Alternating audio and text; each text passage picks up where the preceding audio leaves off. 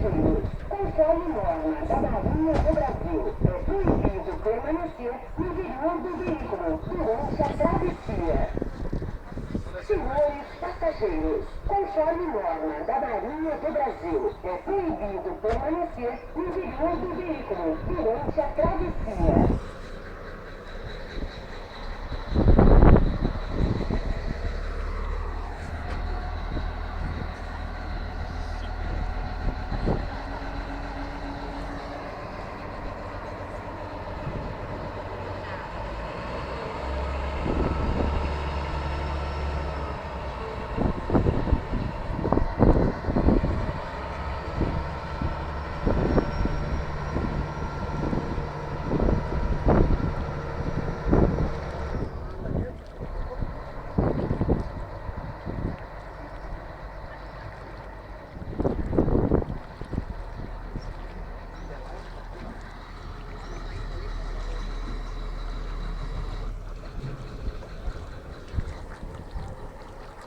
Oh, pulou um peixe ali.